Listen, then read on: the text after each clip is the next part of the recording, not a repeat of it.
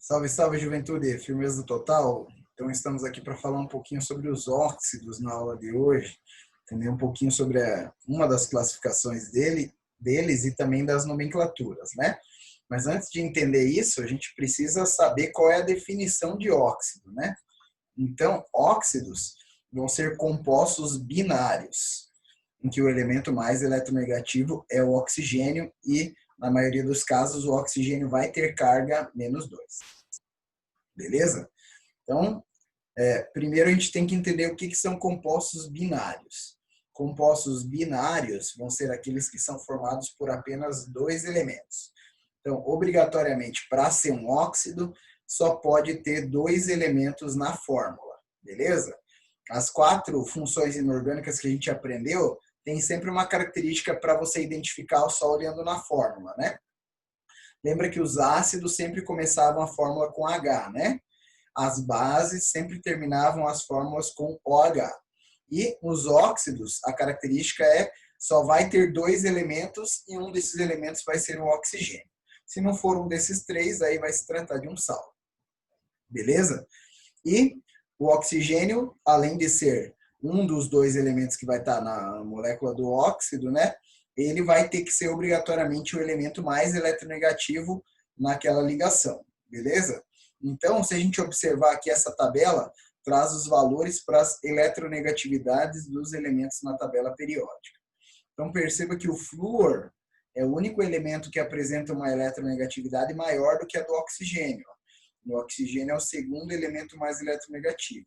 Sendo assim, quando o oxigênio se ligar a qualquer outro elemento da tabela periódica que não seja o flúor e formar um composto binário, aí a gente vai estar falando de um óxido. Então, por exemplo, a água é um óxido, é o monóxido de dihidrogênio. Então, quando o oxigênio se liga a qualquer outro elemento que não é o flúor, formando um composto binário, a gente vai ter um óxido sendo formado. Beleza? E aí esses óxidos vão ter uma classificação básica que a gente precisa entender para depois saber como dar nome para eles. Beleza? Então, em relação aqui à classificação dos óxidos, ó, eles vão ser classificados primeiro em relação à ligação que existe dentro do composto, né? Então, óxidos iônicos vão ser aqueles que têm ligação iônica. Lembra que ligação iônica é aquela que um átomo perde elétrons, o outro ganha elétrons, né? E aí o átomo que perde elétrons sempre é um metal, e o que ganha elétrons é um ametal. Sendo assim, como o oxigênio ele é um ametal, ele vai estar em todas as fórmulas dos óxidos, para que o óxido seja iônico, o oxigênio precisa estar ligado a um metal. Então, quando você tiver um metal ligado ao oxigênio, ele é classificado como óxido iônico.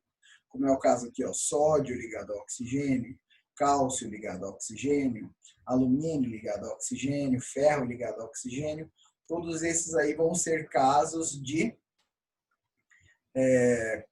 óxidos iônicos, beleza? Metal ligado ao oxigênio. Já para a gente classificar esses óxidos como covalentes, aí a gente vai ter ametais ligados ao oxigênio, beleza? Então, ligação covalente é aquela que é formada quando há compartilhamento de elétrons, né? Então, os dois átomos querem ganhar elétrons, como os dois não podem ganhar ao mesmo tempo, eles vão acabar compartilhando, formando uma ligação covalente. Essa ligação é característica de dois átomos de ametais se ligando, né? Então, quando o oxigênio, que é ametal, se ligar a outro ametal, aí a gente vai ter um óxido classificado como covalente, beleza? É o caso quando a gente tem carbono ligado ao oxigênio, quando a gente tem enxofre ligado ao oxigênio, quando a gente tem fósforo ligado ao oxigênio, nitrogênio ligado ao oxigênio. Esses 4 elementos aqui são os principais ametais que vão formar óxidos, né? O carbono, o enxofre, o fósforo e o nitrogênio. Beleza? E aí, no caso da nomenclatura. A nomenclatura dos óxidos iônicos é bem facinho, é bem sossegada para você conseguir fazer.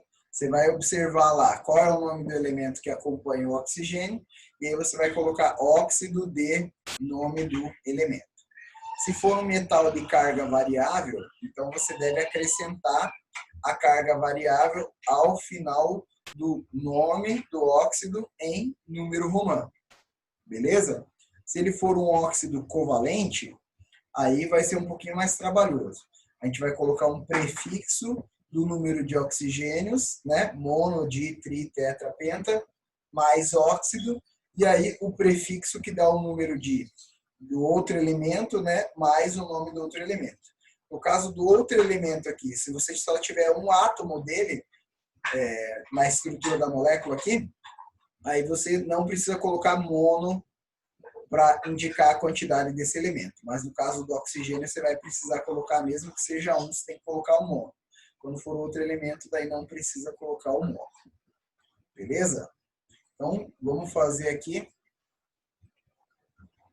exemplo.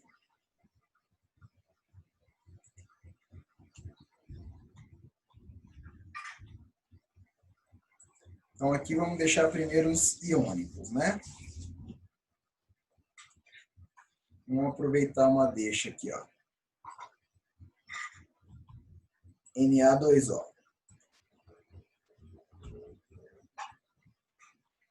Beleza?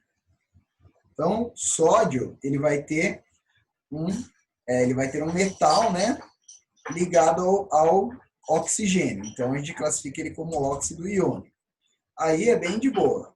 Você vai colocar lá óxido, para indicar que tem o oxigênio, D e o nome do elemento que acompanha o óxido. O oxigênio, né? No caso aqui é o sódio. Tranquilo? Outro exemplo que a gente vai ter aqui é a L2O3. Ó.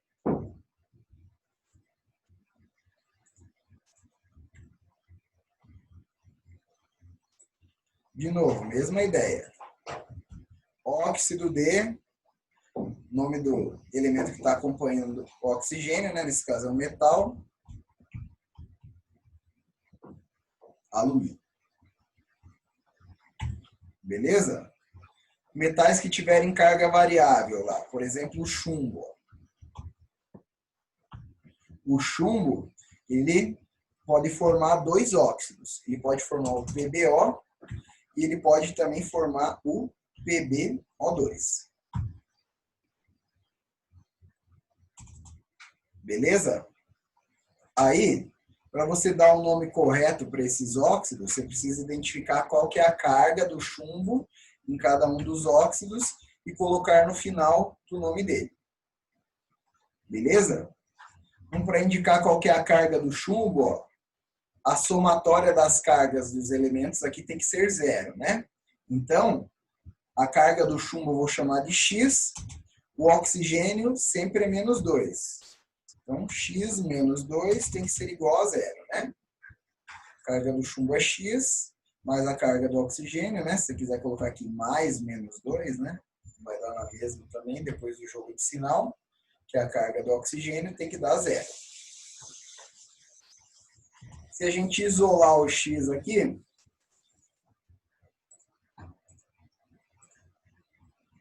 então X vai ser igual a 2. Beleza? Portanto, esse óxido aqui é o óxido de chumbo 2. Beleza? Muito bem. No caso aqui do PbO2, para a gente dar o nome correto para ele, precisamos saber a carga do chumbo aqui. Então, a carga do chumbo, eu não sei, vou chamar de X. Mas a do oxigênio, tenho 2 oxigênios, cada oxigênio valendo menos 2, isso vai dar igual a zero. Então, isolando o nosso X aqui, 2 vezes menos 2, menos 4, passa para o lado de lá, mais 4. Beleza? Então, nesse caso aqui, a gente tem o óxido de chumbo 4. Beleza? Aí lembra também que dá para a gente utilizar os sufixos ico e oso para esses elementos que apresentam dois tipos de NOx, né? Então, no caso do chumbo aqui, ele vai apresentar o menor NOx, que é o 2, e aqui no PbO2 ele vai apresentar o maior NOx, que é o 4. Então, esse aqui também pode ser chamado de óxido lumboso. Oso é para o caso que ele tem o menor NOx, a menor carga possível. Beleza? Quando ele tem a maior carga possível, a gente coloca o sufixo ico, né? Então, esse aqui, óxido plúmbico. Beleza? Então, o sufixo ico vai indicar o óxido de maior NOx, o sufixo oso vai indicar o óxido de menor NOx. Beleza? Vamos lá para os covalentes. Nos covalentes, você vai colocar o prefixo que indica lá o número de oxigênios, depois o prefixo que indica o número do outro elemento. Então, por exemplo, aqui N2O. Então, só tem um oxigênio. Monóxido de. Tenho 2 nitrogênios, então dinitrogênio. Beleza? CO2, por exemplo.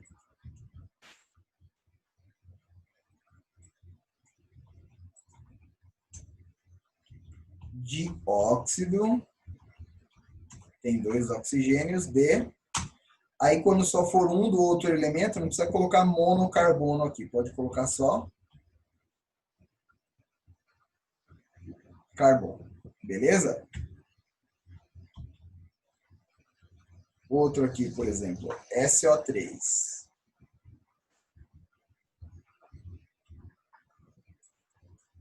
Então, agora ele vai ter 3 oxigênios, então trióxido de enxofre. Beleza? Outro aqui, ó, Cl2O7.